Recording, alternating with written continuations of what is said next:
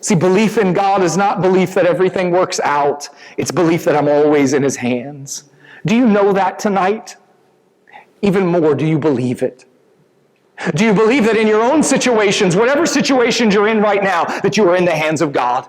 In those situations that you want to change, that you need to change, that you never saw yourself living in, that you don't understand, that don't make sense, that are not fair, that are not just, do you believe that you're in the hands of God? Because if you can believe that you're in God's hands, you can endure this thing. You can go through this thing. You can see him glorified in this thing. He can use you in this thing.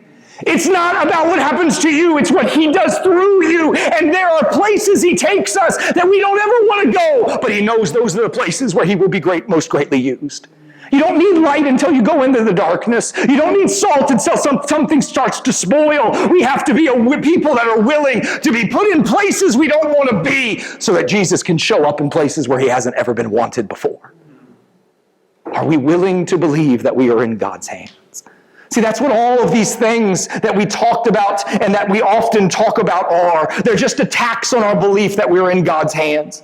That's what Pilate's indecision was. He didn't know. He didn't believe that he was being invited to rest in the hands of God, that he was being introduced to the Savior of the world. That's where the religious leaders' disobedience began. They had an unwillingness to be held by God. They decided that the hands of God was too binding or too limiting, would not allow them to be what they wanted to be. And so they tried to break out of God's hands. They tried to force God's hand to be what they wanted it to be. See, that's what our anxiety and our worry, our fear and our stubbornness, our false allegiances and our infatuation with inferior desires are all about. It's not just that we don't know, but it's that we often don't trust. We sometimes don't fully believe that we are in the hands of God. Whether I am talking about you as a person or your family, our church or our nation, God is not just in control. All things are in his hands. Colossians 1 says that by Jesus and through Jesus all things were made, and in him all things are held together. Here's the picture. He made it all, and now he holds it all. And it's why, like I told you a few weeks ago, even if you think you're falling apart, you will not, because you are being held together.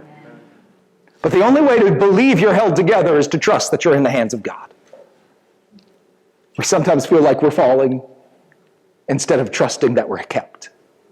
As Peter said, we are kept, we are held by the power of God through faith.